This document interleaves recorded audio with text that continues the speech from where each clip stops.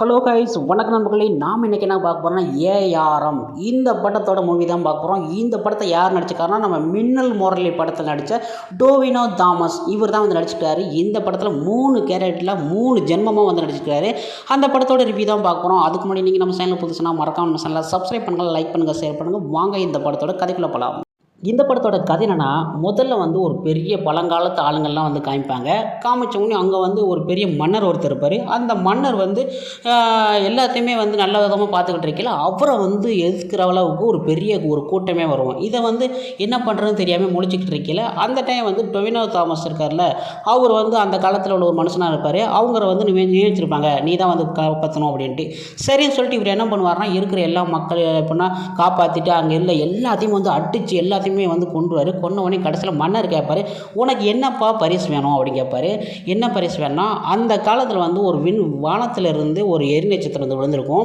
அது விழுந்ததுலேருந்து ஒரு பாறை வந்து உருவாகி அதில் மூலமாக வந்து ஒரு சிலை செஞ்சுருப்பாங்க. அது கூட வந்து ஒரு விளக்கும் செஞ்சுருப்பாங்க. இப்படி இருக்கையில் இந்த ரெண்டுமே எனக்கு வேணும் அப்படிம்பாங்க. என்னப்பா இவ்வளோ விலை மதிக்க பொருள்னு கேட்குறானே, இது வந்து ஒரு பெரிய சாதாரண விஷயம் கிடையாது அப்படின்னு சொல்லிட்டு, சரின்னு சொல்லிட்டு மன்னர் வந்து நம்ம மக்கள்லாம் காப்பாற்றிருக்கானே அப்படின்னு சொல்லிட்டு அவர் வந்து கொடுத்துருவாரு. கொடுத்த உடனே இவர் என்ன பண்ணுவார்னா, எல்லா கீழ்த்தர எல்லா மக்களுமே வந்து ஒன்றா சேர்ந்து இருக்கிற இடத்துல ஒரு கோயிலில் வந்து இதை வந்து வச்சுருவார். வச்ச உடனேயுமே வந்து அப்புறம் வந்து இவர் வந்து காலப்போக்கில் வந்து அடுத்த இதாக ஜென்மம் மாறின உடனே அடுத்து ஒரு டொவினோ தாமஸ் வருவார். அவர் யாருன்னா வளரி, வாழ்வீச்சு, கும்பு எல்லாத்துலேயுமே வந்து பயங்கரமான ஒரு இதாகுவார். அவர் வந்து போலீஸ்காரங்களாம் மிரட்டலையும் யாருமே பிடிக்க முடியாது, அந்தளவுக்கு இதாக இருப்பார். அவர் வந்து கீழ் மக்களை வந்து வாழ்வார். கீழ்த்தரம் எப்படின்னா வசதி இல்லை அப்படின்னா வந்து கீழ் ஜாதி இந்த மாதிரி இருப்பாங்கள்ல, அந்த மாதிரி வந்து வாழ்ந்துக்கிட்டு இருப்பார். அப்போ வந்து அவர் வந்து ஒரு களவாணித்தனம் வந்து பண்ணிக்கிட்டு இருப்பாங்க. அங்குள்ள மக்கள் எல்லாமே வந்து களவாணித்தனம் பண்ணிக்கிட்டு இருப்பாங்க.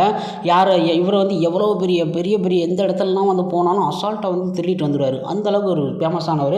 இப்படி நினைக்கல, அந்த காலத்தில் வந்து விளக்கும் அந்த இது வச்சுருந்தாங்களே சிலை, அதை திருடுறதுக்காண்டி வந்து இவர் வந்து பிளான் போடுவார். எப்படின்னா இதை திருடணும், இது அவ்வளோ பெரிய விலை மதிக்குது, இதை வந்து நம்ம காதலிக்கு வந்து ஒரு சஸ்பென்ஸாக கொடுக்கணும் அப்படின்னு நினைப்பார். இப்படி சஸ்பென்ஸாக கொடுக்கணும்னு நினச்சி வந்து உள்ளே போகையில் எல்லா மக்களுமே வந்து சுற்றி அவருக்கு வந்து ஒரு முக்கியமான ட்விஸ்ட் வந்து இருக்கும். அது மட்டும் இல்லாமல் எல்லா மக்களுமே சுற்றி அவரை வந்து கொன்றுவாங்க. கொன்ன உடனேயுமே சரி சொல்லிட்டு அந்த 2வது ஜென்மம் முடிச்சிடும். அதுக்கடுத்து 3வது ஜென்மத்தை கொண்டு போவாங்க. அவர் வந்து நல்லா வந்து படித்து நல்லா ஒரு இன்ஜினியர் வந்து வேலை பார்த்துக்கிட்டு இருப்பார். ஆனால் அப்படி இருந்தால் கூட அவர் வந்து ஒரு கீழ்த்தரப்பட்டமாகவே மக்களாகவே வாழ்வாங்க. இப்படி வாழ்கிறப்போ இந்த மாதிரி அவரை வந்து ஒரு மேலே உள்ள எல்லாமே வந்து உங்கள் தாத்தா அப்படி இருந்தான், அவன் வந்து ஒரு பெரிய களவாணி பைய, அதே மாதிரி தான் நீ இருப்ப அப்படி சொல்லிட்டு இவரை வந்து எப்போ பார்த்தாலும் மட்டம் தள்ளிக்கிட்டே இருப்பாங்க. மட்டம் தள்ளின உடனே அவங்க எல்லாமே வந்து மேலே உள்ளவங்க ஒரு பிளான் போடுவாங்க. இந்த மாதிரி ஒரு விளக்கு இருக்குது, நீ அதை திருடி கொடு, உங்களால் மட்டும் தான் இந்த மாதிரி திருட முடியும், மற்ற யாராலும் திருட முடியாது அப்படின்னு சொல்லலை. என்னடா இப்படி சொல்கிறாங்களே அப்படின்னு சொல்லிட்டு இவரை வந்து மிரட்டி வந்து பண்ண சொல்லுவாங்க. இவர் அதுக்கடுத்து வந்து அந்த விளக்கையும் அந்த பொருளை வந்து எப்படி திருடினாரா, அதுக்கடுத்து என்ன நடக்க போகுது, அதுக்குள்ளே வந்து ஒரு முக்கியமான ட்விஸ்ட் இருக்குது. அதுதான் நம்ம இந்த படத்தோட முழுக்க ஒரு இது சொல்லலாம். இந்த படத்தில் வந்து டொவினோ தாமஸ் வந்து ஒரு வித்தியாசமான கான்செப்டில் நல்லா முடிஞ்ச அளவுக்கு நல்லா நடிச்சிருக்காரு, திறமையாக நல்லா குடிச்சிருக்காரு. ஆனால் இயக்குனர் வந்து கதையை நல்லா கொண்டு போய் கிடைக்கல, பாதியில் வந்து தூங்கிட்டாரான்னு தெரியல. அந்த கதையை அப்படியே மாற்றிட்டு கிளப்பி எல்லாமே வந்து இது பண்ணிட்டாரு.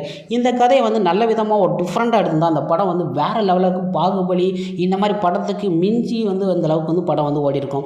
ஓகே ஃப்ரெண்ட்ஸ், இந்த படத்துக்கு நான் கொடுக்க வேண்டிய ரேட்டிங் வந்து 5க்கு வந்து 35.5 இருக்கும். அந்தளவுக்கு வந்து டொவினோ தாமஸ் 3 வேடத்துலையும் வந்து அழகாக வந்து நடிச்சிருப்பாரு. கூட உள்ள ஆக்டர் மற்ற எல்லாமே வந்து அழகாக வந்து சூப்பராக நடிச்சிருப்பாங்க. ஓகே ஃப்ரெண்ட்ஸ், உங்களுக்கு வீடியோ பிடிச்சினா மறக்காம சேனலை சப்ஸ்கிரைப் பண்ணுங்கள், லைக் பண்ணுங்கள், ஷேர் பண்ணுங்கள். இது போன்ற வீடியோ நெக்ஸ்ட்டில் சந்திக்கலாம். நன்றி, வணக்கம்.